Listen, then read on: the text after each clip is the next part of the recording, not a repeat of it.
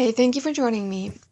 All right, I'm getting the pan started to get ready for the sausage. And as you can see, I've already started cutting up some sausage. It's the Italian sausage. But you can also, for this recipe, you can also get it in ground Italian sausage. But where I was at, they didn't have the ground, so I'm like, well, I'll take this sausage and just cut it up really well. Because for this recipe, it just requires smaller pieces or either the ground turkey sausage. So, I'm finishing up doing that. At first, I was going to just do this and then start the camera, but I was like, well, I better go ahead and show the kind of sausage that I'm using, just so you could see for yourself what it is.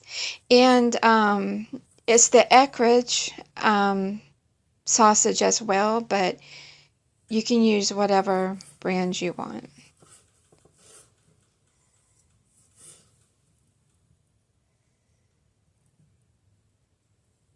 And I also, for me personally, I did 4 ounces specifically, but if you're cooking for more, of course, you can do either the whole pack or however much you would need.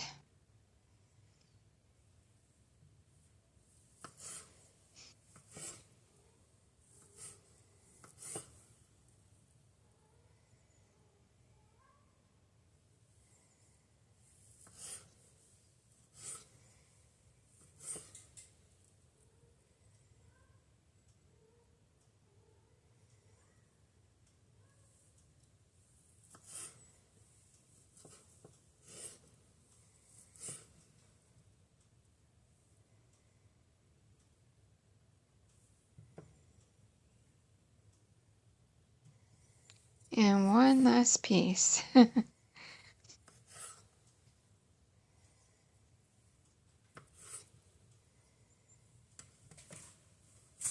Okay, now the pan is good and hot. So I'm going to just pour that right in. And as you can see also, the 4 ounces did make exactly 1 cup. So that's a good way to remember it too, is the 1 cup. But I'll put this stuff down in the description to refer back to. Now I just got to let that cook.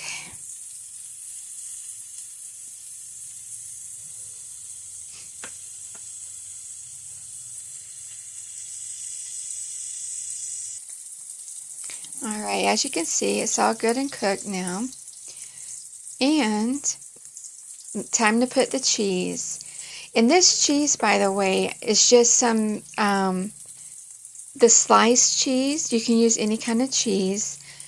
And it's a recipe I made to make it the cheese this way. But I have that also in the description, the recipe to that, or in the not the description, the playlist. It would be under sauces if you want to see like how to actually make the cheese this way, or you can just buy jar cheese. But this is some cheese I actually made from sliced cheese.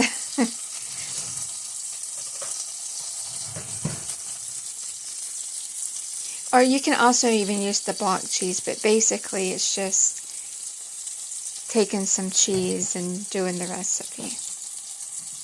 And now that just has to melt.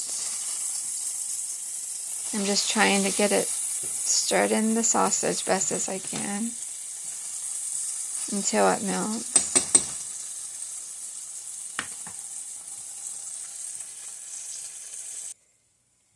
Alright, as you can see, everything's melted and all combined, although you can't see the sausage that much now, but it's in there.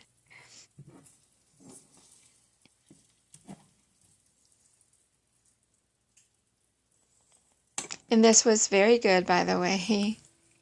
And now I have some sprouted wheat bread in the toaster that's been waiting to be turned on. And I just gotta wait for that to cook.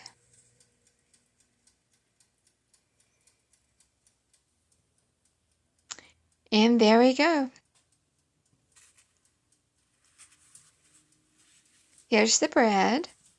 And now I just have to, once I turn the burner off, get the cheese and sausage onto the bread. A tasty and easy recipe.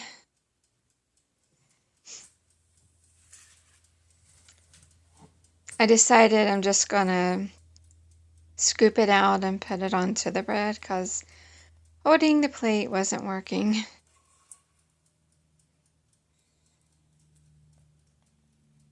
And of course the cheese wants to stick to the spoon, or the spatula actually.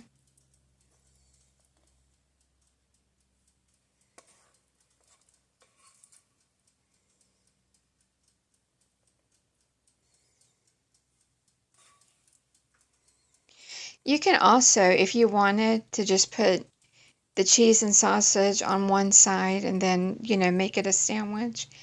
But I decided I just wanted to leave it basically open faced and just have some cheese and sausage on each piece of bread.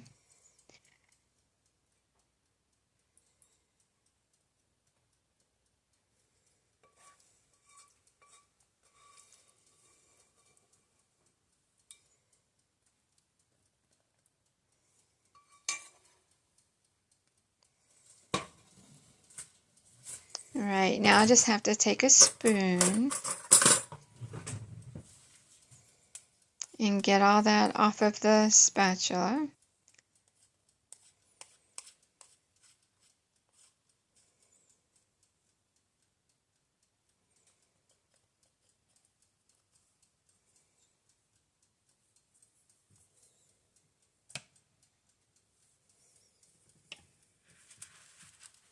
There you go. Hope you give it a try. Thanks.